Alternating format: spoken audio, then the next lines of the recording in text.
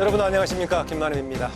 지난달 말 국회 패스트트랙에 오른 검경 수사권 조정안, 검찰총장이 공개 반발하는 등 논란이 확산되고 있습니다. 가장 큰 변화는 경찰이 불구속 결정을 할 경우에 경찰 단계에서 사건 처리가 끝난다는 건데요. 검찰의 반발에 법무부가 보완책을 마련하겠다고 달리기에 나서자 경찰 역시 원칙은 지켜져야 한다고 반발하고 있습니다. 수사권 조정 논란, 쟁점과 해법을 이 시간 전문가들을 모시고 심층 토론해 보겠습니다. 검경 수사권 조정 법안이 국회 패스트트랙에 오른 이후 검경의 첨예한 갈등 속에 논란은 확산되고 있습니다. 조정안의 핵심은 검찰의 수사 지휘권을 폐지하고 경찰에 1차적 수사권과 수사 종결권을 주는 것으로 검찰의 직접 수사는 중요 범죄로 한정하고 경찰의 수사가 부당하다고 판단될 경우에만 재수사를 요청할 수 있도록 했습니다. 수사를 시작하고 끝낼 권한을 경찰이 갖게 되는 것에 대해 검찰은 경찰의 막강한 권한에 대한 견제 장치가 불충분하다며 즉각 반발했습니다. 수사의 개시 그리고 종결이 구분되어야 국민의 기본권이 온전히 보호될 수 있으리라고 생각합니다. 검찰의 반발이 커지자 청와대와 법무부는 수습에 나서 수사권 조정의 보완책을 마련하겠다고 밝혔습니다. 아울러 자치경찰제와 정보경찰의 권한 분산 등 경찰 권력의 비대화를 막기 위한 방안도 논의할 예정입니다. 과연 검경 양측의 접점이 도출될 수 있을지 이번 주 토론당당에선 패스트트랙에 오른 수사권 조정안의 쟁점을 진단하고 그 해법을 모색해봅니다. 함께 하실 패널들 소개해드립니다. 동국대 경찰행정학과 임준태 교수입니다. 어서 오십시오. 네, 반갑습니다. 검찰 출신이죠. 정태원 변호사 나오셨습니다. 네, 안녕하십니까. 네, 민변사무처장을 맡고 있는 김준호 변호사입니다. 네, 반갑습니다. 고려대 법학전문대학원 정승환 교수 나오셨습니다. 어서 오세요. 네, 안녕하십니까. 네, 이번에 패스트트랙에 이제 오른 검경 수사권 조정안 그 핵심 내용을 보면 이제 1차 수사권과 수사 종결권을 경찰이 갖는 거고요. 검찰의 직접 수사는 선거사범이라든가 금융부패 같은 중요 수사에 한정한다 이런 겁니다. 그러니까 일반 국민생활과 관련된 이런 것들에 대한 고소고발 사건을 수사하고 수사 종결을 경찰에서 한다는 것인데요. 이런 내용에 대한 전반적인 이번 조정안에 대한 기본 입장, 네 분의 편을 어떠신지 듣고 시작하겠습니다. 먼저 임 교수님. 예, 이번에 그 검경 수사권 조정과 관련해서 이제 패스트트랙에서 우선적으로 이제 다루게 될 이 법안의 큰 내용들을 보면 이제 검찰과 경찰의 어떤 협력 관계를 좀 선언적으로 좀 규정을 하고 있고, 그다음에 예. 이제 1차적 수사에 대한 어떤 종결권, 그리고 검사의 어떤 직접 수사 범위를 제한했다는 측면이 있고요. 그다음에 이제 형사소송법에서 우리가 중요하게 다루고 있는 그 검사 작성 피의자 신문 조서의 증거 능력을 이 사법경찰관이 작성한 수준으로 낮춰서 공판 중심주의를 지향한 뭐 네. 그런 점에 상당히 좀 진일보한 개혁 방안이라고 생각됩니다. 네, 진일보한 개혁 방안이다. 정태원 변호사님. 예, 검경 수사권 조정의 근본 시작은 검찰의 개혁이었습니다. 검찰이 그동안 집권자를 위한 수사를 해왔다는 비판이 많았고 공정성이 문제가 되어왔습니다. 그래서 그 검찰을 개혁을 해서 국민을 위해서 이런 제대로 된 검찰을 만들자는 그런 그 주장에서 시작이 되었는데, 이번에 나온 검경 수사권 조정안을 보면 검찰의 힘을 뺏어서 경찰에 주겠다는 것으로서 실제로 국민의 입장에서 과연 그것이 어떤 좋은 영향을 가져올 것인지에 관한 진지한 고민이 빠져 있는 것으로 보입니다. 따라서 이건 검찰과 경찰의 권한 싸움으로 볼 것이 아니라 이러한 변화가 국민의 인권에 어떤 영향을 미치는지에 대해서 신중한 검토가 필요한 것으로 보입니다. 네, 임 변호사, 김준호 변호사. 네, 두 가지인 것 같습니다. 하나는 기소부터 수사까지 모든 권한을 독점하고 있는 검찰의 권한을 쪼개는 데 성공했다는 데서 진전이 있다고 생각하고요. 두 번째로 이게 국민들에게 인권 친화적 형사 절차, 인권 친화적 수사 관행이 정착되는 데 기여하느냐가 평가의 잣대가 돼야 될 텐데, 검사 작성의 피의자 신문조서 증거 능력 부분이 개정 안으로 들어감으로써 역시 진일보했다고 평가할 수 있을 것 같습니다. 네, 정승환 교수는요. 예, 수사권 조정은 그 자체가 목적이 아닙니다. 수사권 조정은 검찰 개혁을 위한 하나의 방법이라 할 수가 있겠는데요. 지금 올라가 있는 법안들이 검찰 개혁에 적절한 어떤 방법이 될 수 있을지 좀 고민이 필요한 것 같습니다. 지금은 오히려 조정과 타협에 치중하다 보니까 검찰 개혁이라는 본래 목적이 상실된 채 좀 어정쩡한 모양이 되었습니다. 그래서 이 안을 가지고는 검찰 개혁이 실질적으로 이루어질 수가 없고요. 앞으로 남은 기간 동안 검찰 개혁이 가능한 방향으로 수사권 조정이 제대로 이루어질 수 있도록 충분한 논의가 필요할 거라고 생각하고 있습니다. 네, 보니까는 뭐 상당히 양쪽의 견해차가 확실하게 구분이 되네요. 특히 이제 수사 개시하고 종결권을 경찰이 갖는 것 관련해 가지고 검찰 쪽에서는 경찰 단계에서 그게 축소 은폐되어 버리면 어떻게 하겠느냐, 해결이 안 된다라는 거고, 그런 사례로 많이 드는 게 최근에 나왔던 버닝썬 사태 이런 걸 들고 있습니다.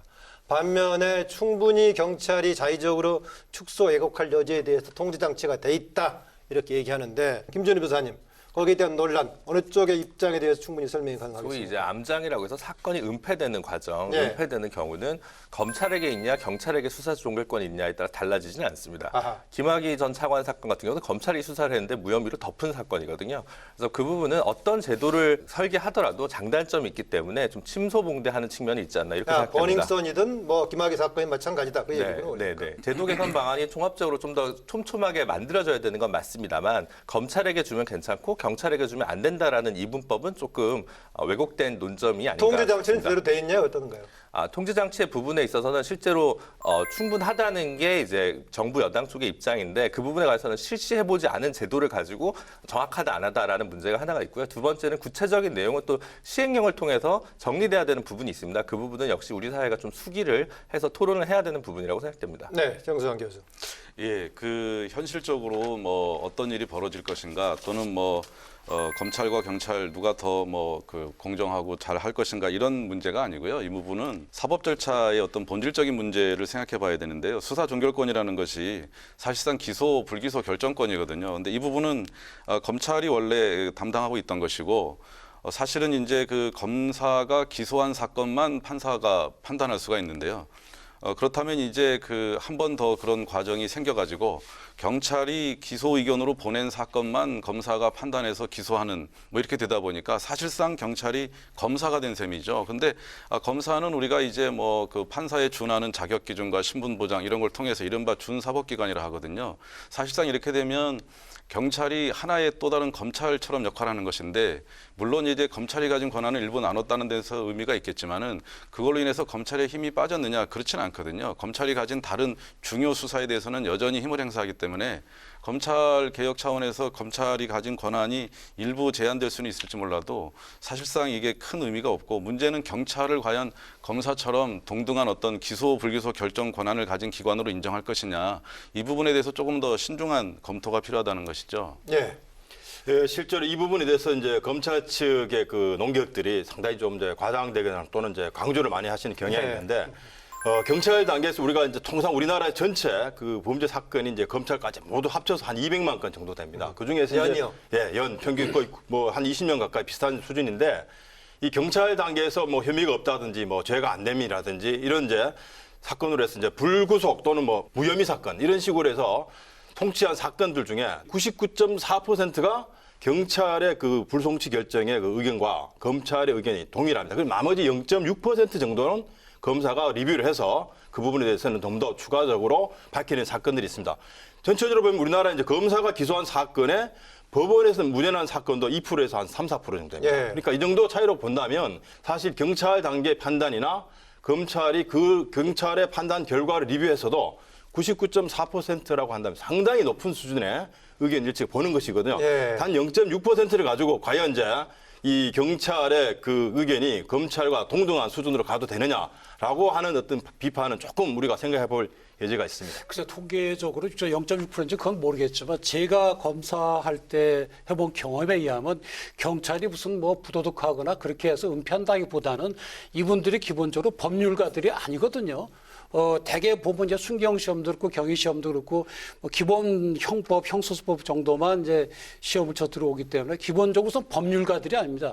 수사를 열심히 하실 수는 모르겠지만, 그렇지만 수사라는 거는 이 범죄를 조사해서 재판에 회부할지 안 할지를 정하는 것이기 때문에 기본적으로 법률가의 업무거든요. 그런데 지금 경찰에 물론 이제 요즘 이제 로스쿨이 이제 출신이 많이 나와서 지금 거의 경찰 들어가신 분도 있지만 아직은 많이 부족한데, 특히 이제 그것이 이제 이 재산 범죄라든지 예. 뭐 조직 범죄, 첨단 범죄 이쪽은 굉장히 취약하거든요. 그런데 이것을 그냥 경찰이 그냥 알아서 그냥 해라 하는 게 상당히 좀 부족하지 않은가. 만약 그렇게 하려면 경찰에 우리가 우수한 법률가 집단을 많이 그쪽에 채용을 해서 실제 한다면 몰라도 지금 현재로서 이렇게 한다는 거는 결국엔 많은 그 범죄가 가운데 틈새가 생겨서 빠져나갈 수밖에 없고 또 일반 국민들 입장에서 보더라도 재산범죄 이런 경우에 사기 횡령배이 굉장히 어렵거든요. 그게 전혀 판단이 안 된다면 결국은 국민에게 피해를 오지 않을까 그런 걱정이 드는 겁니다. 충분히 타당성 있는 지적이시지만 문제는 그런 점을 우려해서 첨단 범죄라든가 경제 범죄에 관한 1차적 수사권을 여전히 검찰에게 주는 것으로 이번 법안이 성안됐기 때문에 정태원 변호사님 얘기는 좀 약간 우려에 그쳐도 충분하지 않을까라는 생각이 들고요. 예. 정승환 교수님께서 말씀해 주신 부분은 기소 불기소의 최종 결정은 여전히 검찰에게 있습니다. 경찰은 의견을 보내서 송치하는 것에 불과하고요. 그리고 불기소가 되더라도 검찰에서 리뷰할 수 있는 제도적 절차적 규정을 완비하고 있기 때문에 그 부분 또한 충분히 근거가 있는 우려에 대해서 타당하게 법안에 들어갔다고 보는 게 맞을 것 같습니다. 근데 기소 의견으로 송치한 거는 그냥 뭐 검사가 보고 이제 뭐 법원에 남기면 되는데 처벌하지 않는 경우 그런 경우는 이제 수사 기록과 의견서만 보내도록 돼 있는데 그럼 검사 60일 내에 그걸 검토해서 한다는데 기록만 가지고 판단하는 건 현실에 보면 굉장히 어렵습니다. 왜냐하면 이 진실을 파악하기 위해 가지고 직접 사람을 만나서 그 사람의 그 여러 가지 소위 바디랭귀지도 보고 예. 그다음 필요한 수사를 해보고 그래야지 이게 확정이 되는 건데 기록만 보고 검토한다고 한다면 굳이 검사한테 갈 필요도 없을 것 같고 차라리 경찰서 내에 무슨 법률 전문가 사람도 그 사람이 리뷰하면 되지 굳이 검찰로 보낼 필요도 없거든요. 그래서 저는 이렇게 할다 하면은 검찰제도 아예 없애는 게 어떨까? 차라리 예전에 영국은 검찰이 없었거든요. 영국의 검사가 생긴 건 1985년도입니다. 그럼 우리도 없애죠 그냥. 없애고 경찰 내에 뭐 법률가들을 파견해서 하면 되는 것이 뭘 검사를 도와주 이렇게 하는지 저는 이렇게 할 바에는 없애는 게 맞다고 생각합니다. 이제 지금 얘기한 정태원 변호사 얘기한 거 60일 동안 이제 검찰이 불송치했을 경우에 검찰이 다룰 수 있다라는 것인데 실효성이 없는 얘기다라는 얘기네요 지금. 예, 사실 그 부분도 우리가 좀 짚어봐야 되는데요.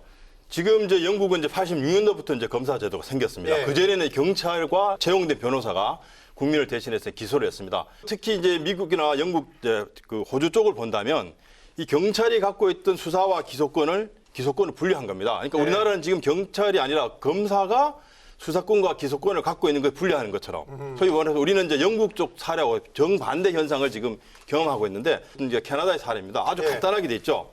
캐나다의 이제 그 브리티시 콜롬비아라고 하는 그 주에 법무부의 홈페이지에 이게 영어로 된 이제 그 서류에다가 한국말 또는 뭐 인도, 중국어로 이렇게 직접 번역을 해서 예. 소개를 하고 있는데요.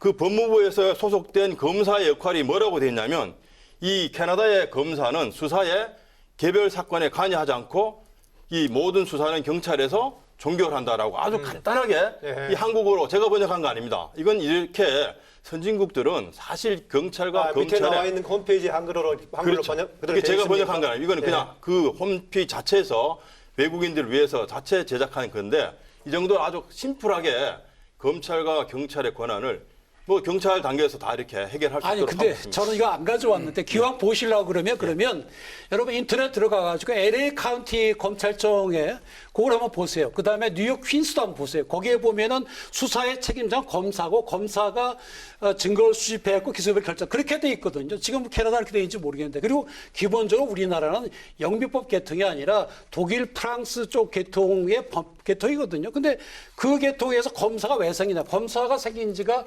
1800년대 중반 이후에 생겼거든요. 결국에는 그것이 두 가지거든요. 첫째는 예전에는 판사가 자기가 조사해 자기가 다 재판했으니까 안 맞다. 그 규문주의에 대해서 반대하는 게 나왔고 또 한 가지는 사법 경찰이 횡포가 심하니까 경찰에 대한 그 통제를 해서 인권 보호를 하자. 그런 차원에서 검사 제도가 생긴 거거든요. 예. 검사가 왜 생겼는지를 봐야 되는데 지금 이걸 안 하면 있을 정승환 필요가 교수 없는 여기까지 듣고 거죠. 아까 60일 관련 얘기 해보겠습니다. 예, 그러니까 지금 호주나 영국은 전 세계에서 아주 드문 일이고 영국도 이제 검사를 도입을 했고요. 그렇고 뭐 호주 케이스를 가지고 우리가 비교하기는 그렇고 오히려 더 많은 나라는 유럽 형의회가 조사한 48개 국가 중에서 46개 국가가 검사가 기소하고 수사 지휘하고 다 그렇게 되어 있거든요. 그래서 뭐 외국계를 가지고 우리가 얘기할 건 아닌 것 같고 우리나라 헌법과 법률이 사법적 결정인 기소 불기소 결정을 누구에게 맡겼는가라는 걸 봐야 되는데 그건 그렇기 때문에 검사라는 조직이 있고 검찰청이라는 기관이 있는 것인데요. 이와 상관없이 행정부인 경찰에서 예. 일종의 기소권을 행사한다는 것은 좀 근본적인 문제가 있는 것이죠. 예. 아까 정태훈 변호사가 경찰에 불송치했을 경우에 바로 보완 수사, 재수사 요청을 해서 60일 동안 검토해서 요청한다라는 것인데 정태훈 변호사는 그게 뭐 실효성 있는 조치가 아니다라는 얘기입니다. 두 가지를 좀 나눠봐야 될 것 같습니다. 불기소 결정을 했을 때 넘겼을 때 이해관계인 고소고발인이 이의 제기를 했을 경우에는 검사가 직접 수사할 수 있도록 지금 성안이 돼 있습니다. 그래서 일종의 재정신청 같은 제도가 항고제도가 수사 단계에서도 들어오게 된 거기 때문에요. 피해자가 있고 고소고발이 있는 경우에 검사에서 다시 2차적으로 수사를 직접 할 수 있는 길을 열어놓고 있습니다. 아, 그 보완 수사 요청했을 때는 건 얘기입니다. 네. 그렇고요. 문제가 되는 거는 이제 정확한 그 피해자나 이해관계인의 이의 제기가 없는 불기소 결정이 내린 사건에 관해서는 네. 이제 기록만 보고 리뷰를 했는데 여기서 문제가 되면 다시 이제 수사를 할 수 있을 것으로 보이는데요. 문제는 그 부분에 대해서 구체적으로 아주 디테일한 부분이 법안에 좀 포함되지 않은 부분이 한 축으로 있고요.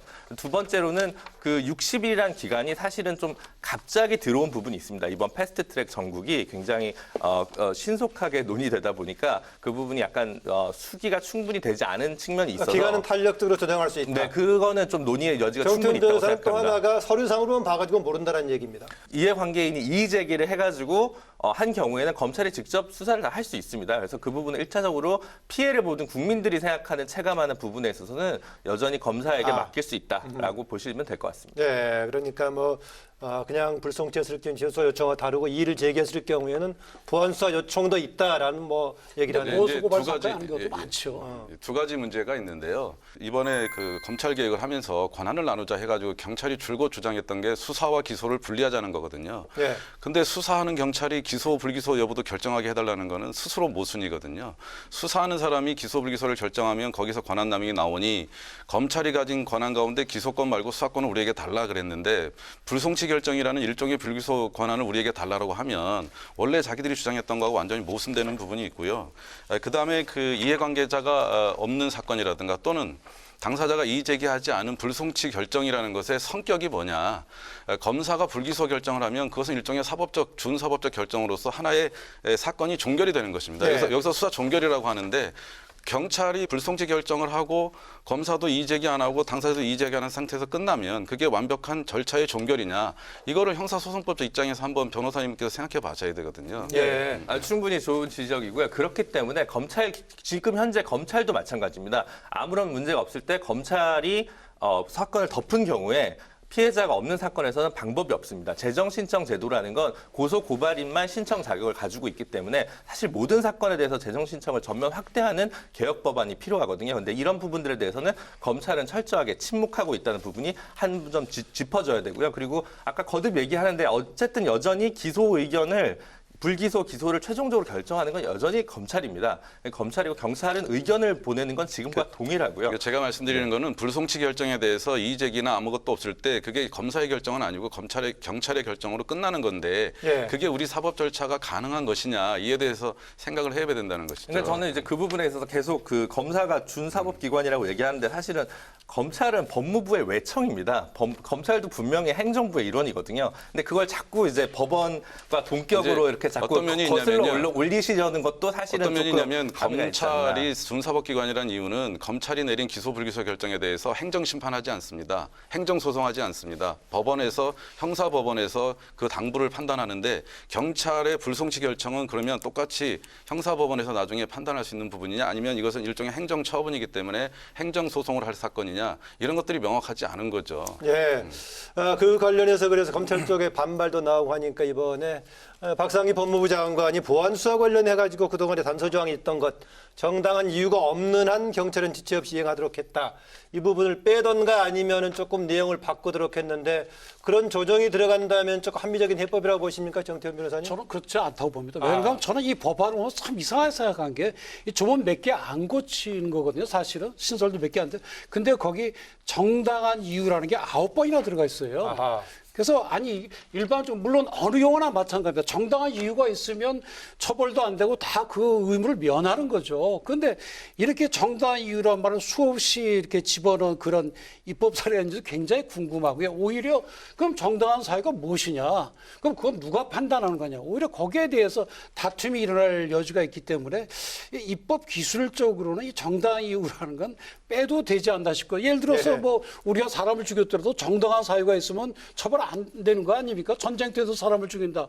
예를 들어서 그런 마찬가지로 이 관계가 없는데 굳이 넣은 것은 결국에는 이렇게 입법이 된다 그러면 끊임없이 검찰과 경찰이 정당한 이유가 있니 없냐 다툼이 있을 것이기 때문에 이건 뭐 입법 기술적인 건데 이거 좀 바꿔야 될 걸로 보입니다. 임 교수님 어떻습니까? 예, 사실 그 법률 용어는 상당히 그 추상적인 용어가 많습니다. 우리가 이제 구속 사유를 할 때도 뭐 상당한 이유라든지 또는 합리적 이유라든지 지금 말하면 정당한 이유, 정당한 사유 이런 표현을 하는 것은 그만큼 이제 판단하기 어렵기 때문에 법률에서 정하더라도 오랜 경험과 판례라든지 사회 관행을 통해서 그는 보완이 될 규범이지 이것을 우리가 만약에 빼버린다면 왠지 경찰에서 이 검사의 어떤 지위라든지 요구에 대해서 불응하는데 그런 단어가 없다라고 한다면 마치 경찰이 자지우지해서 스스로 함부로 사건을 뭐 뭉갠다든지 묵살하든지 이런 이제 뉘앙스들이 혹시라도 생길까봐 그런 정당한 이유라든지 정당한 사유라는 단어를 여러 번 쓰는 이유는 막 그런 관점에서 아마 입법자들이 국민들에게 뭔가 좀 더 불안감을 좀 덜어주기 위한 그런 표현일 수도 있습니다.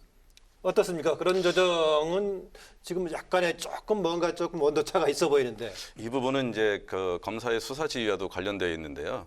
현실적으로 지금 뭐 수사 지휘도 폐지한다라고 하는데 지금 뭐 잘 아시겠지만 옛날 같지 않고 지금 경찰에서 검사의 말을 뭐 일방적인 지시로 들어가지고 따르고 이런 상황은 아닙니다. 사실 지금 일상적인 어떤 검사의 그 지시라든가 이런 것들이 경찰에 제대로 적용되지는 않고 있는데 이게 지금 전반적으로 수사 지휘를 폐지한다는 명목 속에서 다시 보완 수사를 요구한다라고 하게 되면 그러면 이게 그 보완 수사 요구라는 것과 수사 지휘의 사이는 무엇인지 아하. 그러면은 경찰들이 이건 뭐 따라야 될지 말아야 될지 사실 실질적으로 안 따를 것 같거든요. 안 따라도 뭐 특별한 제재 방법도 없고요. 그렇기 때문에 뭐 이게 그렇게 뭐 그 의미 있는 보완 조치인지는 좀 의문입니다. 보기에 따라서는 그 보완하는 것하고 취지하고 어긋날 수도 있다라고 보네요. 예. 정당한 이유 없이 따르지 않을 경우에는 교체를 요구할 수 있는 권한과 징계를 요구할 수 있는 권한을 검찰에게 부여하고 있습니다. 그래서 그 부분은 조금 더 조문을 샘솟게 보시면 좋을 것 같습니다. 여기서 박상기 법무부 장관이 그런 조문을 상세하게 보지 않고 뭐 빼든가 뭐 이건 이제 하겠다고 민정수석이 합의문을 봐라 그랬는데 합의문에 다 있죠. 열심히 읽고 뭐 제가 저기 하기도 했는데 문제는 이 검사가 이런 일로 지금도 있습니다. 지금도 검사에게 경찰관 징계 교체 요구권 다 있습니다. 없는 게 아닙니다. 근데 그런 일을 행사한 적도 없고 실제로 징계 요구를 했을 때 그러면 경찰청장이 징계 요구에 대해서 구속되느냐 그 부분도 불명확합니다. 그냥 말만 있는 거죠, 말만. 두 가지를 좀 나눠볼 수 있을 것 같습니다. 하나는 지금 전권 송치라고 이른바 얘기해서 불기소되든 기소되든 모든 건을 송치하면 그러면 되겠다는 거냐. 예. 그러니까 경찰은 제가 볼 땐 그 안을 받을 수 있습니다. 경찰이 원하는 것은 무리하게 부당한 수사 지휘를 검찰이 하는 것은 좀 막아달라라는 요구거든요. 그래서 그 부분에서 저는 타협과 논의가 저는 아무런 권한이 없습니다만 충분히 예. 가능한 부분이라고 생각을 합니다. 문제는 검찰이 완벽하게 경찰을 자신의 하부 조직으로 두고 지휘를 하는 그 계통의 문제를 좀 끊어내는 것이거든요. 사실은 엄밀히 보면 법무부 산하의 검찰청이고 경찰은 행안부 산하의 외청입니다. 근데 이쪽에서의 지휘 관계라는 게 사실은 조금 어폐가 있거든요. 그래서 일반적 지휘로 두고 구체적 지휘는 두지 않는다는 것이고요. 그래서 대등한 협력적 관계가 형성됨으로써 양 기관이 모두 국민을 위해 봉사할 수 있는 조직으로 거듭나는 게 중요한 포인트가 아닌가 싶습니다. 근데 좀 저는 좀 지적하시면 검찰총장이 경찰청장을 지휘하는 게 아닙니다. 기본적으로 경찰이 지금 대충 숫자가 10만 대 15만 된다 그러거든요. 이거 다 합치면 그 중에서 실제 수사에 참여하는 인류가 10분의 1 정도 됩니다. 10분의 1 정도 되고 검사가 지휘하는 그 수사 경찰관들이지 수사하지를 않는 사법경찰관이 아닌 사람들에 대해서 지휘권이 전혀 없습니다. 그리고 검찰과 경찰 또 검사와 경찰이 같지 않니 이렇게 보는 거는 제일 큰 전제가 뭐가 빠졌는가 하면 검사는 법률가입니다. 경찰은 법률가가 아니거든요. 만약에 경찰이 법률가인 경찰관이 있다면 같은 얘기가 되는데 법률가의 조언과 지휘를 받는 것은 오히려 국민의 인권 보호를 해서는 타당한 일이죠. 그리고 이것을 검찰의 권한이냐 경찰이 그렇게 싸워서 이건 좀 양보해라 뭐 이런 관점에서 그러면 안 되고요. 이렇게 바꾸면 내가 조사를 받는 입장이 됐을 때 내가 고소했을 때 나한테 어떤 영향이 있을까 그런 관점에서 봐야 됩니다. 검찰이 뭐 자기네 의견 안 들었다고 불만이 많다 그거 관계없고 국민이 어떻게 올 것이 그걸 봐야죠. 예, 실제로 이 검찰과 경찰의 국민들을 제외하고 예를 두 기관을 보면요. 사실 수사권 조정의 가장 핵심적인 부분은 이 검찰이 수사 지휘권을 명분으로 해서 전 경찰을 전인격적으로 지배했던 이런 과거의 문화가 물론 완전히 지금 없어지지 않았습니다. 가끔 우리가 검찰과 사법경찰과의 관계에서 보면 그런 사건들이 종종 나타나는데 이제는 이 구시대적인 어떤 그 검경 관계가 소위 지휘, 통제, 복종, 명령 이 부모님 말씀도 자녀에다가 복종을 안 하는데 어느 국가기관에서 지휘 명령에 복종해야 된다라는 표현을 쓰는 나라가 지금 21세기에 적어도 OECD 가입 국가에서 이 복종이라는 말 쓰는 게 사실은 부적절합니다. 그래서 이 수사권 조정에 우리가 큰 틀을 보면 적어도 국가기관 간의 어떤 대등한 협력 관계를 통해서 서로 이 건전한 견제와 균형을 갖춰 나가는 그런 시스템을 갖추자는 것이지 검찰이 워낙 많은 권한을 그동안 행사해 왔기 때문에 이런 부분들을 조금 더 제한해서 또 건전한 어떤 경쟁 관계로 가는 것이 합리적이다. 저는 그렇게 그러니까 저는 이제 지휘와 협력이라는 것이 양립할 수 없는 개념이 아닙니다. 이게 지휘한다 해서 꼭 이게 상명하복이 아닌 것이고 권한을 가지고 직무상의 어떤 지휘를 하는 것이고 아까 뭐 OECD 모델 말씀하셨는데 예컨대 오스트리아 같은 경우는 사법경찰관과 검사는 가능한 한 협력하여 수사를 잘 진행하여야 한다. 다만 그러지 못할 때 최종 결정권은 검사에게 있다. 이런 취지거든요. 그러니까 이게 서로 같이 일을 하되 그러나 누군가는 결정을 해야 되거든요. 그럴 때 최종 권한은 검사에게 있다. 이런 얘기지. 지금도 현실적으로 수사지휘라는 것이 국민들이 오해하시면 안 되는 게 뭐 검사가 일일이 경찰에게 오늘은 어디 가서 뭐 하고 이런 식으로 하는 게 아니고 사건이 넘어왔을 때 보완 수사 요청하고 영장 청구할 때 좀 보완하라고 하는 정도가 수사지휘지 일일이 간섭하는 건 전혀 없거든요. 옛날처럼 뭐 상명하복도 없고 지시도 없고. 네. 아까 김준우 변호사가 지금 경찰 입장에서는 송치 불송치 상관없이 모든 걸 검찰에 넘기는 것도 뭐 긍정적으로 생각해 볼 수 있다라는 얘기인데요. 아니 그 사람들이 긍정적으로 생각하고 무슨 상관이 있습니까? 국민들 입장에서 봐 자꾸 이렇게 검찰하고 너네 뭐 양보할래 이런 식으로 하게 되면 안 됩니다 절대로. 국민은 눈밖에 없고 전부 뭐 자유한국당이 오르니 민주당이 오르니 대통령 고향이 오르니 도대체 이래고 되겠습니까? 이게 잘못된 겁니다. 경찰이 뭐라 그래? 검찰이 뭐라 그렇게 보면 안 되고요. 왜 이 제도가 있는지 검사라는 건 왜 있고 경찰은 어떤 일을 했고 국민에게 어떤 영향을 미치고 그걸로 하고 얘기하다 봐야죠. 보니까 정파적인 입장 또는 검찰, 경찰의 입장에서 얘기하는 것 자체가 조금 적절하지 않다는 지적 같은데 옳은 지적 같습니다. 그럼 그렇게 봤을 때 현재 개혁 방향 봤을 때 국민의 입장에서 봤을 때 국민의 인권이라든가 국민의 생활의 편의로 봤을 때 조금 오히려 도움이 되는 쪽인가 그렇지 않은 쪽인가 김준우 변호사는 당연히 도움이 되는 쪽으로 보겠죠. 네. 모두에 그렇게 얘기를 했었고. 저희가 그 검찰 개혁과 관련해서 크게 5가지 줄기가 선행해야 되는 개혁 조건이라고 생각했습니다. 하나는 법무부의 탈검찰화, 두 번째가 공수처 설치, 세 번째가 검경 수사권 조정, 네 번째가 재정 신청의 전면 확대, 다섯 번째가 피의자 신문 조서 증거 능력 문제 이렇게 5가지로 생각을 하거든요. 이게 검찰 편이나 경찰 편이 아니다라는 정태원 변호사님은 100번 타당하신 말씀입니다. 그래서 인권 친화적으로 어떻게 형사 절차가 구성되느냐가 하나고요. 두 번째는 이게 지금 다시 굉장히 인기가 없는 국정 아젠다입니다. 지지율이랑 별 상관없는 검경 수사권 조정에. 근데 이토록 그 공을 들이는 이유는 2가지가 있는 것 같습니다. 하나는 대통령 본인께서 변호사 출신이어서 이 문제에 대해 천착해온 문제의식이 깊다라는 것이 하나고요. 두 번째는 촛불과 탄핵을 거치면서 우병우 민정수석부터 시작된 검찰의 무소분의 권력이 이런 탄핵과 관련된 비극적인 사태를 초래하는 데 한 원인을 제공했기 때문에 검찰이 기소와 수사를 완벽히 독점하고 있는 예를 들어 독일 같은 경우든 별도의 수사 인력을 갖고 있지 않습니다. 그런 면에서 봤을 때 검찰개혁의 일 방안이 필요하다라는 역사적 반성의 한국적 맥락 속에서 파악돼야 되는 부분이 개혁의 동기는 있습니다. 그런데 국민의 입장에서 봤을 때 예컨대 그동안에 경찰, 검찰 두 군데 수사받는 것을 이제 하나의 경찰 단계 종기라니까 편리할 수 있다라고 볼 수 있기도 하고 또 반대로 결국은 또 더 예전에 검찰이 더 많아지는 거 아니냐 이렇게 볼 수 있다는 그렇습니다. 상반된 이게, 견해인데 우선 이게 검찰 개혁을 뭐 당연히 찬성하고 수사권 조정 안에 대해서 반대한다 해서 검찰 개혁을 반대하는 게 아닙니다. 이것으로는 검찰 개혁이 안 되니 검찰 개혁을 되기 위해서 제대로 된 방법을 찾아보자는 건데요.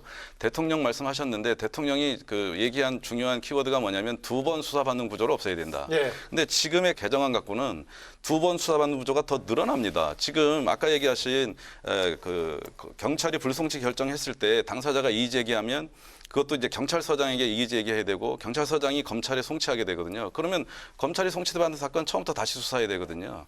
이게 2번 수사받는 구조가 없어지는 게 절대 아니고요. 우리나라 웬만한 그 피해자라든가 고소인 성향을 생각하면 경찰이 불송치 결정했을 때 그렇다고 수긍하는 사람 거의 없고요. 100% 검찰로 갈 건데 뭐하러 이런 무용한 절차를 두느냐.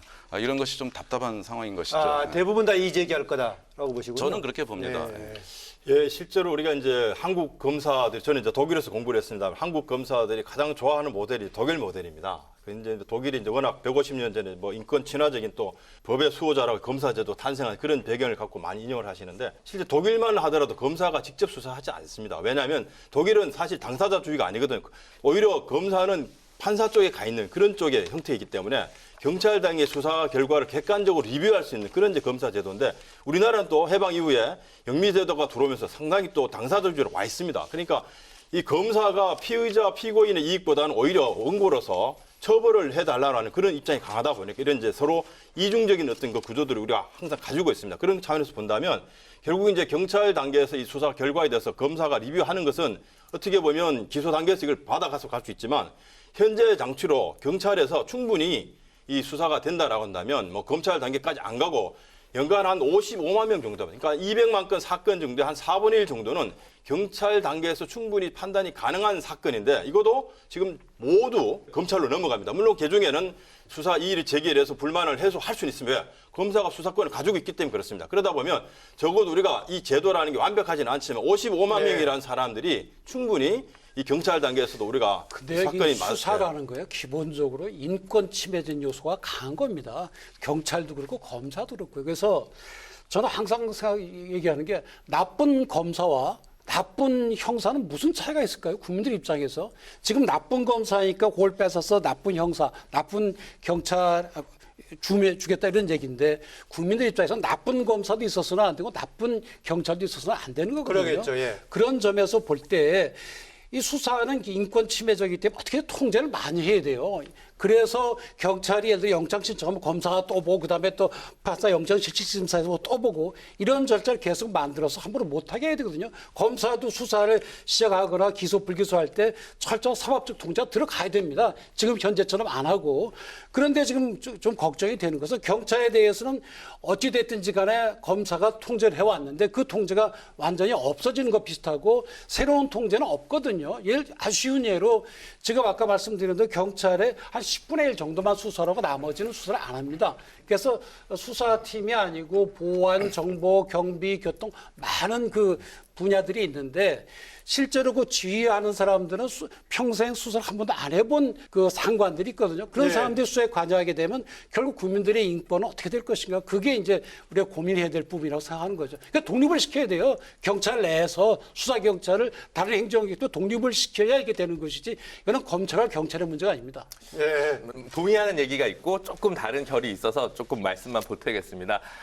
경찰, 검찰 수사권 조정을 얘기하다 보니까 이야기가 너무 좁혀진 부분이 있는데 경찰 개혁도 당연히 동반돼야 됩니다. 뭐 일단 나중에 그 얘기를 해야 될 조금 텐데요. 이따 하기로 그 하고요. 부분은 네. 그렇고 다른 하나는 뭐냐면 그러니까 검찰이 스스로 반성을 한다면 대대적이고 국민들의 감성을 울릴 수 있는 개혁 방안을 내놔야 되는데 내놓은 적이 없거든요. 예를 들면 기소 수사가 합쳐졌을 때 무리한 수사가 돼서 검찰 수사 단계에서 사망한 사건들이 있었습니다. 그런 걸 반성하면 예를 들면 외국에 얘기를 하면 그러면 검찰을 공소청과 수사청으로 쪼개자. 예를 들어 일어나는 학계에서는 얘기를 했는데 검찰은 한 번도 그런 얘기를 진지하게 갖고 오지 않고 자조직의 권한을 어떻게 하든 적게 내려놓고 약간 레토릭으로 이걸 포장하려는 태세로 계속 쭉 되었기 때문에 국민들의 지지를 받고 있지 못하다. 이런 예. 말씀을 좀 드리고 싶습니다. 저는 그렇게 평가하지 않습니다. 검찰에서 아까 직접 수사 말씀하셨는데 검찰에서 직접 수사 권한을 권한을 내려놓겠다 그랬습니다. 그것은 대단한 변화라고 생각합니다. 사실은 검찰이 가진 힘은 직접 수사에 있습니다. 인지 수사에 있습니다. 수사 착수에 있습니다. 어떤 사건을 우리가 뒤질 것인가 말 것인가.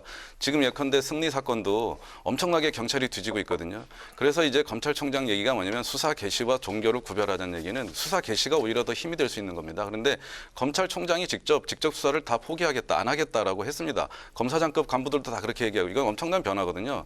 사실은 제일 중요한 거는 제가 아까 말씀드린 검찰 개혁을 위하고 국민을 위한 제대로 된 수사권 조정은 검찰은 직접 수사 전혀 안 하고 아까 독일 모델 말씀하셨는데요.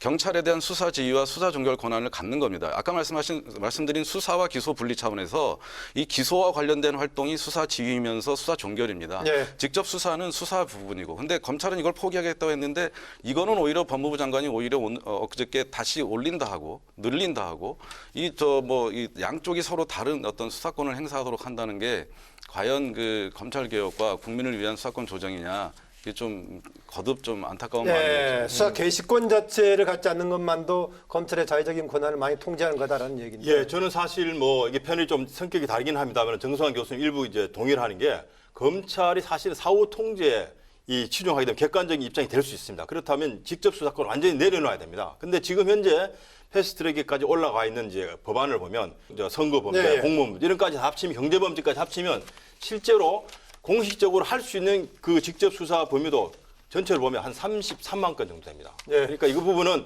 향후에 이 조정이 많이 필요하다면 정말 검찰은 완전히 직접 수사권을 내려놓고 사후의 객관적 관청으로서 통제가 가능한 그런 어떤 방향으로 간다면 저는 상당히 그것도 진일보한 일이 될 수 있다고 바로 그 생각합니다. 부분 관련 얘기인데요. 그동안에 이제 검찰 개혁 관련해서 특히 방금 얘기했던 지금 중요 이제 사안이라고 했던 부패, 경제, 뭐 공직자, 뭐 선거 관련 이런 거 범죄에 관해서 검찰이 직접 수사를 가능하도록 했다는 거에 대해서 이제 오히려 그런 사안들이 주로 그동안에 정치적인 중립성 논란이 있지 않았느냐 해서 문제가 있다라고 보는 쪽이 있는가 하면은 이번엔 법무부 장관은 그런 문제뿐만이 아니라 다른 더 직접 수사 대상을 늘리는 쪽까지 얘기했는데 이거는 좀 앞으로 논의 과정에서 어떻게 봐야 되겠습니까? 이게 사실 그 검사가 뭘 수사할 수 있냐, 그리고 범위를 축소하거나 늘릴 것이 아니고 네. 그걸 어떻게 통제할 것이다. 그렇게 들어가야 되거든요. 그러니까 검찰 개혁에 검찰권 지멋대로 행사하니까 문제가 생기는 거 아닙니까? 그죠? 그럼 그걸 어떻게 제한할 것이냐. 예를 들어서 기소 배심 제도를 한다든지 기소 대배심을 해가지고 정권의 입맛에 맞게 못하게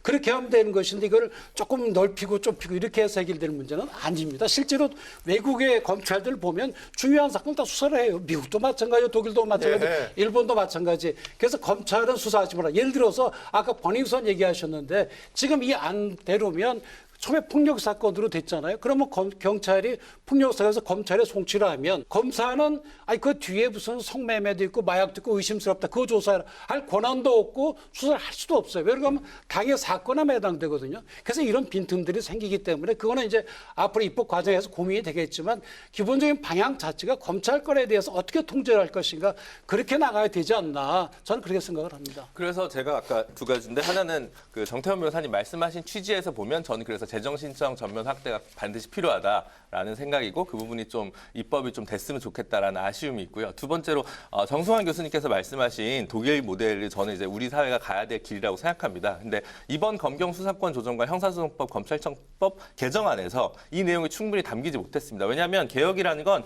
로드맵 한 발 한 발 스텝 바이 스텝으로 가는 거지 한 큐에 되지 않습니다. 문제가 되는 건 검찰이 갖고 있는 독자적인 수사 인력인데요. 이 수사 인력이 굉장히 전문성을 가지고 있습니다. 왜냐하면 중요 범죄만 계속 수사했기 때문에 경찰보다 현재 수사 역량이 훨씬 뛰어납니다. 근데 이분들을 갑자기 그러면 경찰로 다시 다 발령을 내거나 파견을 하는 게 좀 간단한 문제는 그렇게 쉽지는 않습니다. 그런 문제들을 고려했을 때 개혁이라는 것이 뭐 이 혁명이 아니기 때문에 한 단칼에 모든 게 바뀔 수는 없거든요. 그래서 가야 될 길을 놓고 지금 있는 법안이 그에 차지 않는다고 해서 그것만 가지고 평가하는 건 조금 과도하지 않나. 가는 길목이라고 생각한다면 조금 관점이 달라질 수 있지 않을까. 저도 지금 법안이 충분하다고 생각하지 않고 그 부분에 대해서는 정 교수님과 정 변호사님 의견에 동의합니다. 네, 지금 논의 과정에서 검경 수사권 조정이기 때문에 역할 분담도 하나의 사안이 되긴 하지만은 검찰 쪽이든 경찰 쪽이든 간에 내부적인 개혁 또 이후의 개혁이 굉장히 중요한 과제 아니겠습니까? 경찰은 당연히 이전에 비해서 할 역할과 이제 권한이 증대하고 더구나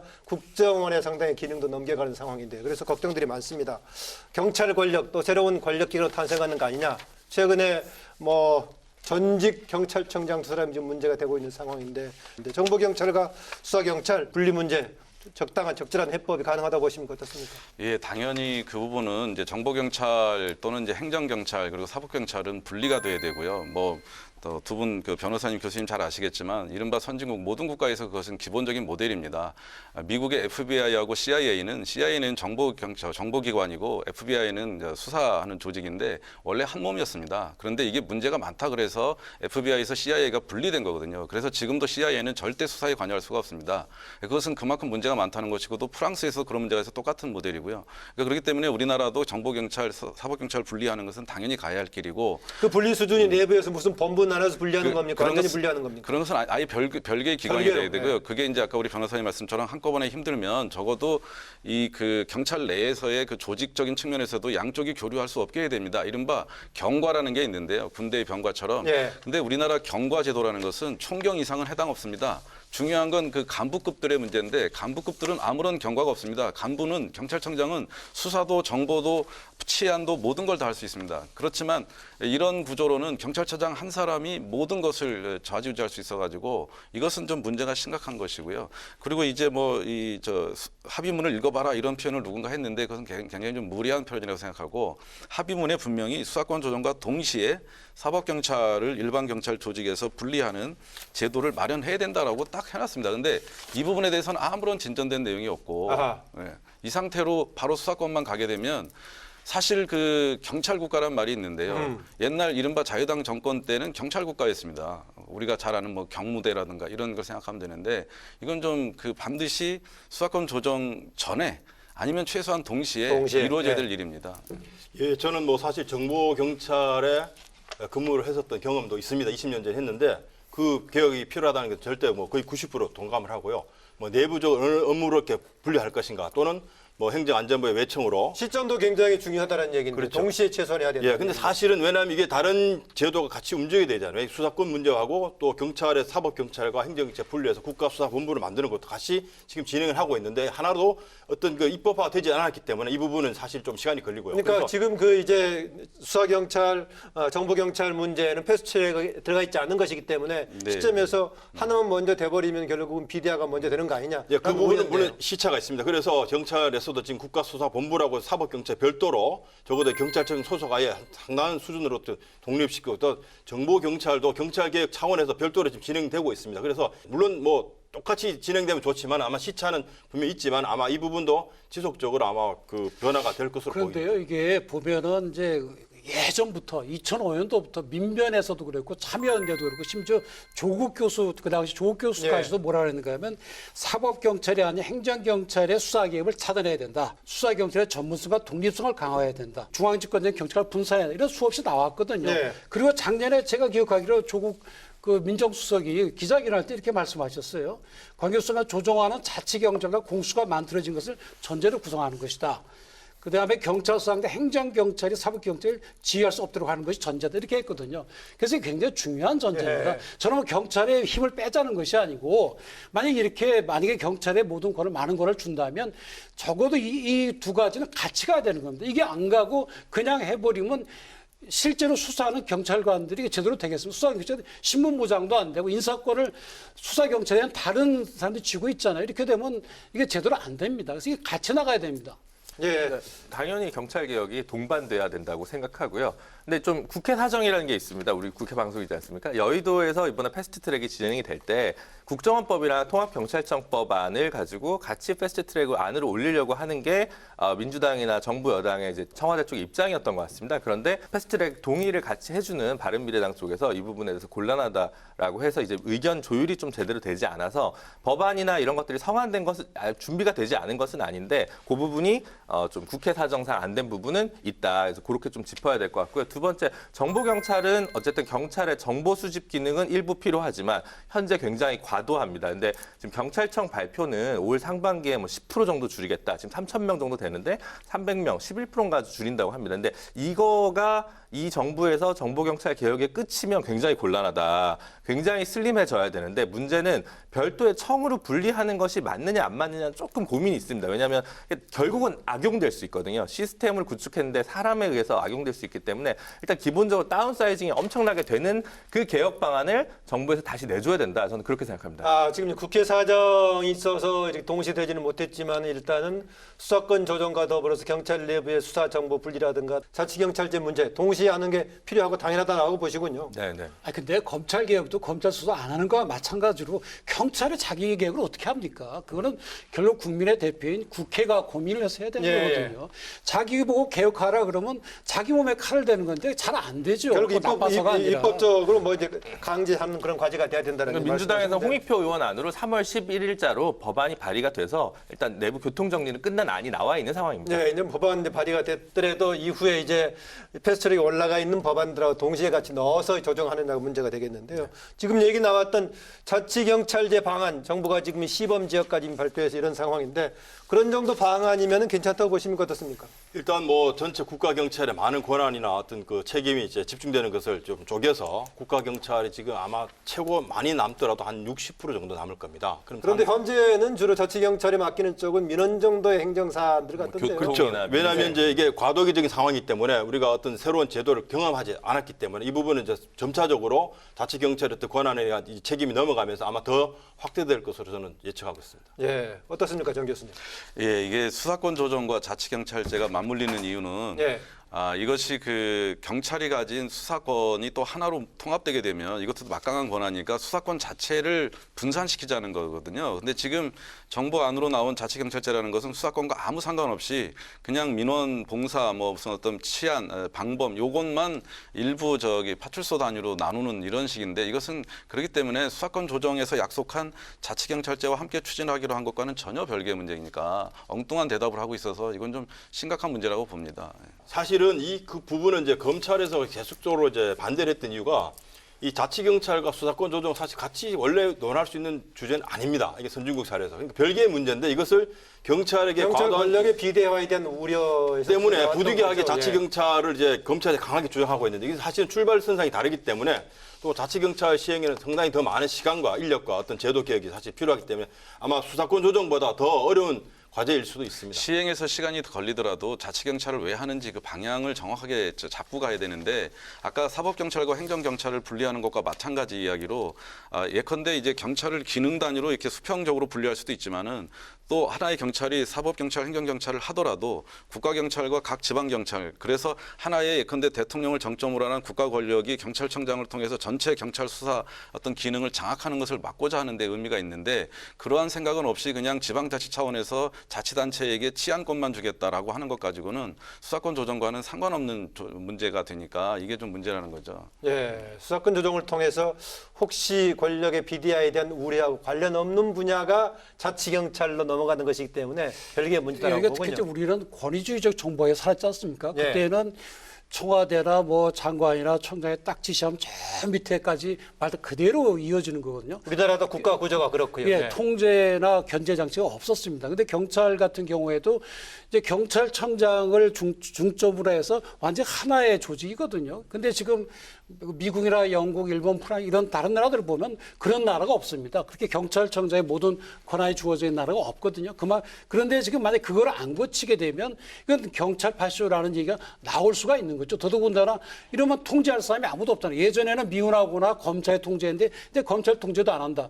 그러면 누가 합니까? 그다음에 정보는 국정원이 이제 안 한다 그러잖아요. 그러면 경찰이 정보권과 이 경찰청장을 중심으로 해서 하나의 조직이 돼서 움직이면은 이 막대한 피해를 불러올 수가 있기 때문에 여기에 대해서 이게 권력 권한의 분산과 독립화가 반드시 있어야 되는 겁니다. 네. 장차한다 그러면 장차는 안 됩니다. 네, 두 가지가 있는 것 같습니다. 그래서 일단 근데 그 경찰 파쇼 경찰의 가장 큰 폐해를 보여주고 지금 현행 전직 경찰청장 두 분 구속영장이 청구된 사례는 결국 정보경찰 그 선거 개입이라든가 뭐 최근에 또 삼성전자 그 서비스 노조원의 그 분신 염호석 노동자의 사망 사건 관련해서도 정보경찰의 숱한 개입이 문제가 됐습니다. 그래서 정보경찰 부분이 일단 선행이 돼야 되고요. 그러니까 수사경찰 부분의 권한을 분산하는 것도 굉장히 중요한 과제인데 사실 경찰의 가장 악행적인 부분은 정보경찰의 문제가 가장 컸기 때문에 이 부분부터 일단 정리를 해야 된다고 생각하고 거기에 대해 저도 이 정부가 좀 더 개혁의 청사진을 내보여야 된다는 부분은 당연히 동의를 하고요. 두 번째로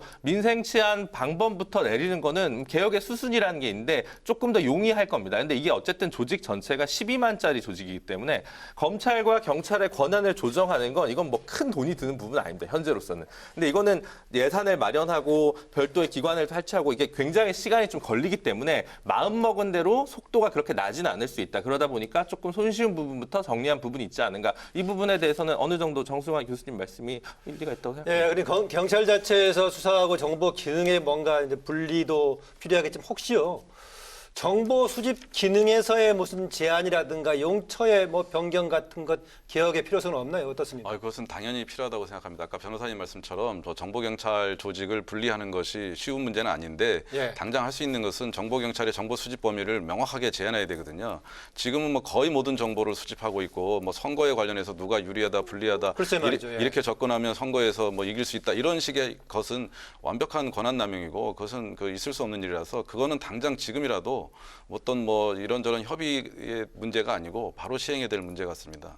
뭐 그런 돈이 충분히 되었습니까? 어떻습니까? 예, 실제로 지금 뭐 경찰은 그런 부분에 대해서 많은 비판을 받고 있고요. 또 2명의 지금 전직 경찰 수장들이 지금 구속 위기에 지금 처해 있는데 이 예. 부분 정보 경찰 역할 때문에 그렇습니다. 그래서 지금 좀 위험하긴 하지만 경찰 내부에서는 이제 경찰과 직무집행법의 제한 정보의 작성, 수집, 배포라고 아주 그 몇 가지 되지 않은 단어입니다. 이 부분에 대해서 좀 더 명확하게 소위 말해서 정보 수집의 범위라든지 또 수집된 정보 처리, 가공, 프로세스 이런 부분들을 조금 더 법제화해서 지금처럼 이 많은 부분에 또 어떤 제한을 받지 않았던 이 부분에 대해서는 좀 사법적 또는 뭐 입법적 통제를 받을 수 있는 그런 이제 법안을 만든다고 하는 그런 내용은 나오고 있는데 아직까지 구체적으로 지금 뭐 법안이 돼서 뭐 지금 국회에서 의결된 것은 아닙니다. 예, 지금까지 논의 과정에서 보면은 어떤 사안은 그 사안 자체에 대해서 좀 논란도 있었고, 뭐 정태원 변호사의 경우에 간혹 이번에 개혁 방향 이런 조정 방향 자체에 대해 접근을 잘못했다는 의견을 종종 갖고 계시는데 어쨌든 지금 패스트트랙에 올라가 있는 사안인데 여기서 가장 지금 좀 문제에서 돼가지고 좀 체크를 해야 될 부분 또 반드시 지켜야 될 바람직한 방향 핵심으로 지적해 준다면 어떤 것인지 내부 골고루 들어보겠습니다. 먼저 김준희 변호사. 저는 이번에 패스트 트랙에 대한 게 이제 최이배 의원 안으로 이제 형사소송법 개정안으로 형식적으로는 그렇게 이제 올라갔습니다. 대표 발의가요. 예. 근데 거기서 사실 정치권에서 크게 공방이 없다가 들어간 게 사실은 검사 작성 피의자 신문 조서의 증거 능력에 관한 부분입니다. 예. 근데 이 부분은 사실은 검찰로서도 굉장히 큰 타격인데 문무일 총장 이하 뭐 검찰의 어떤 부분도 이 부분에서 언급하지 않습니다. 왜냐하면 이건 경찰의 수사권 뭐 남용 경찰의 문제와 아무 상관이 없고 검찰의 권한을 내려놓고 인권 친화적 수사 관행을 작작하는 데 도움이 되는 거거든요. 네, 조정하고는 다른 차원의 문제죠. 전혀 다른 네. 문제인데 같은 법안에 들어가 있습니다. 이거는 가장 제가 볼 때는 논란 없는 개혁적인 성격을 가지고 있다고 생각하고요. 이 부분에 대해서 입장 표명이 없는 건 굉장히 의미가 있는 겁니다. 왜냐하면 본인한테 불리하니까. 그래서 저는 이 부분은 조정은 조금 더 불비한 부분이 있고 수기가 충분히 되지 않은 부분이 있다면 그건 토론하면 됩니다. 예. 하지만 피의자 신문조서 증거능력 문제는 이른바 피신조서라고 네. 하는 것이 피의자 신문조서를 줄여서 하는 말이군요. 네, 그렇습니다. 예, 예. 네, 그 부분은 반드시 지켜져야 된다. 이 부분만 강조하고 싶습니다. 이제 공판 중심주의 하는 방향으로 가는 게 바람직하다 그런 얘기네요. 피신조서 얘기가 나왔는데요. 검사의 피신조서 증거 능력 문제를 해결하는 방법은 지금처럼 뭐 내용 인정하지 않으면 경찰과 똑같이 증거 능력 부인하는 방법도 있지만 예. 검사가 직접 수사 안 하면 피의자 신문 조서를 작성할 일도 없습니다. 아하. 검사가 직접 수사하니까 조서를 쓰는 것이고요. 이 검사 작성 조서는 검찰청에서 근무하는 옆에 수사관이 써도 안 됩니다. 검사가 직접 써야 되거든요. 이걸 없애면 조서 증거 능력이라는 게 별 의미가 없어집니다. 그래서 검찰 개혁을 위한 수사권 조정안이 되려면 검찰의 그 실질적 힘을 빼야 되는데 지금은 검찰이 가진 원래 힘은 거의 빠진 게 없습니다. 특수 분야에 대한 수사는 그대로 다 하고 있고 기소도 가지고 있고 또 필요하면 경찰이 수사한 걸 다시 수사할 수 있고 뭐가 달라진 거냐.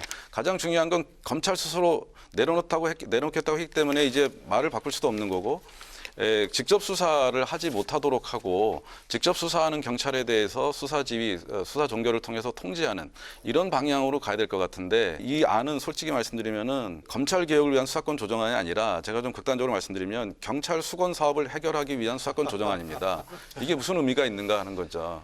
지금 뭐 대통령도 법무부 장관도 민정수석도 검찰도로 겸허하라 그러는데요. 과연 경찰은 겸허하지 않아도 되는가? 이게 얼핏 보면 정부가 중립적이지 않고 경찰 편을 들고 있거든요. 안도 그렇고 어떤 이런저런 표현도 그렇고 이런 부분은 좀 문제가 있다고 봅니다. 네, 개혁보다는 수건 사업 처리졌다라고. 뭐 일부 우리가 그걸 완전히 부인할 수는 없습니다. 그러나 큰 흐름을 봤을 때 수사와 기소의 분리라고 하는 어떤 형사소송 체계의 어떤 중요한 변화가 있고, 그 다음에 이제 검사와 또 경찰의 어떤 그 대등한 협력 관계. 그동안 우리가 너무 이제 지휘 명령 통제에 익숙하다 보니까 요즘 이제 경찰에서는 과연 보안 요구, 뭐 요청 이런 용어를 좀 쓰자. 왜? 서로 존중할 수 있는 그런 이제 문화가 돼야 된다. 그래서 국가 기관도 이런 대등한 협력 관계로 가자는 그런 취지에서 본다면 뭐 지금의 다소 뭐 과도기적 입법 상황이기 때문에 검찰의 직접 수사권이 여전히 남아 있긴 하지만 장래에는 우리가 수사와 기소를 완전히 분리할 수 있는 그런 시스템을 가는 것이 저는 근데 좋다고 실제로 봅니다. 이제 수사하는 그 경찰관들 얘기를 들어보면요, 검사 지휘를 더 받기를 원해요. 왜 그럴까요? 막 이렇게 통제한다는데 수사 경찰이 아닌 위의 상관들이 부당한 간섭을 할 거를 막을 수 있는 유일한 방법은 검사 지휘라고 생각을 하는 거예요. 그만큼 지금 수사를 하는 사법경찰 지휘가 지금 약하거든요. 그래서 이 수사 경찰은 반드시 독립을 시켜서 전문화돼야 되고요. 저는 기본적으로 이게 검찰 개혁 차원의 시작이 되는데 검찰 개혁은 안 하고 그냥 검찰에도 권한만 빼서 경찰에 주게 돼서 경찰 통제도 안 되고 검찰이 있으나 마나한 제도가 된 거. 이게 좀 방향이 잘못되지 않았나. 오히려 국민들 입장에서는 경찰 통제도 더 강화하고 검찰 통제도 강화해서 뭐 배심제도를 들이고 뭘 하거나 하여튼 검찰도 기소권 불교선 자기 마음도 못하게 하는 그런 강력한 통제 장치를 우리가 드려야 되지 않겠느냐. 그리고 경찰에 대해서 계속 통제를 하고 그러게 되는데 지금 너무 각 정당에 당리당략적으로 가는 것 같아서 이게 참 걱정인 게 제도가 만들어지게 되면요. 이게 제도 자체가 생명력이 있기 때문에 잘 안 없어집니다. 근데 이게 잘못되면 결국은 피해는 국민이 있거든요. 그래서 이제 패스트트랙에 지정은 됐지만 앞으로 서로 토론할 기회들이 많으니 양 당에서 당리당에서 해가지 말고 경찰서 가서 물어보고 검찰서 가서 물어보고 다시 한번 근원적으로 검토할 필요가 있다라고 보시는 그렇습니다. 거예요? 예, 그래서 어느 것이 정말 검찰 개혁에 맞는지 또 우리 국민들의 인권 보호에서 어떤 것이 좋을지 고민해서 입법을 해주기를 바랍니다. 네, 좋습니다. 어쨌든 간에 이제 진행이 되고 있으니까요. 패스트트랙으로 진행이 되고 있는데 진행이 된다고 해서 반드시 입법되는 건 아니겠습니다만은 일정이 정해져 있으니까요. 그 과정 속에서 방금 주문했던 부분들이 반영되고 계속하는 것은 국회에서 할 일인데 마지막 발언으로 최종적인 이 진행되는 과정 속에서 국회에 주문하고 싶은 얘기 조금 하시면서 마무리 발언 듣겠습니다. 김준우 변호사. 무엇이 검찰 편, 경찰 편, 검찰에 대한 불신, 경찰에 대한 불신 모두 일리가 있는 것입니다. 그래서 양쪽의 개혁이 동반돼야 되는 거고요. 지금 현재 쟁점은 오늘 다룬 쟁점은 두 기관의 어떤 교집합 부분만 다뤄져 가지고 조금 이해가 충분치 않은 단어들을 사용했을 수도 있는데 어쨌든 저희가 생각하기에는 이 부분이 어느 정도 한 발 더 나아가는 인권 친화적 형사 절차를 마련하는데 한 발 나아간 부분은 확실하다고 생각하고 미흡하다는 부분이 있다면 그 다음 스텝을 또 밟는 것이 가장 중요하다고 생각합니다. 반드시 이번 법안이 좀 패스트트랙 지정을 넘어서 본회의에서 통과되길 바랍니다. 네, 정수환 교수님. 예. 아까 이제 수사 기소 분리 말씀하시고 검찰과 경찰의 협력 관계 말씀하셨는데 이번 법안대로 된다면 수사 기소 분리가 되는 것이 아니고 검찰과 경찰만 분리되는 것이고요. 수사 기소권을 가진 두 개의 수사기관이 만들어지게 되는 겁니다. 그래서 서로 협력 견제하는 것이 아니라 각자 딴 살림 차려서 두 개의 수사기관이 활동하게 되는데 그렇게 되면 또 두 번 수사하는 구조도 그대로 유지되고 그래서 이것은 정말 이것이 검찰개혁을 위한 것인지 정말 이게 국민에게 유리한 것인지 국회에서 누군가 얘기했습니다. 최종적인 권한은 국회 입법자에게 있다고.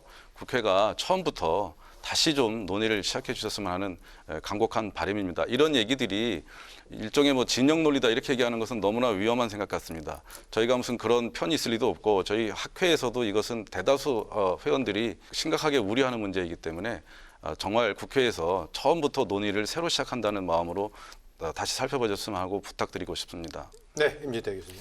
예, 저는 뭐 간단하게 말씀드리겠습니다. 마무리해서 패널을 예. 준비하셨군요.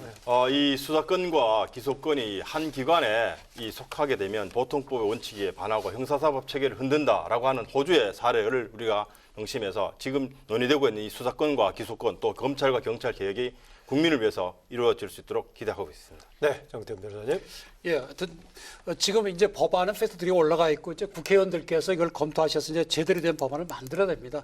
의원들 참 죄송합니다만은 이 법안을 꼼꼼히 읽어보시고 고민하신 분이 몇 분이나 되는지 좀 굉장히 궁금하고요. 실제로 이것이 시행될 때 어떤 그 결과를 가져올지에 대해서 진지히 좀 공부하시고 좀 여러 군데 좀 물어보시고 최적의 판단을 해서 당도 바라보지 마시고 검찰이나 경찰도 바라보지 마시고 오로지 국민만 바라보시고 제대로 된 법안을 만들어 주시기를 부탁드립니다. 네, 오늘 토론당당에서는 지금 이제 검경수사권 조정 패스트트랙이 올라 있는 법안인데요. 관련해서 지금 논란이 되고 있는 부분들에 관해서 얘기를 나눴습니다. 네 분 고맙습니다. 네, 감사합니다. 네, 그 어렵게 만든 수사권 조정 이 법안에서 우선해야 할 것은 무엇보다 우리가 논의 과정에서 여러 번 얘기했었지만 국민 권익입니다. 국민의 인권이고 국민의 입장에서 편익일 겁니다.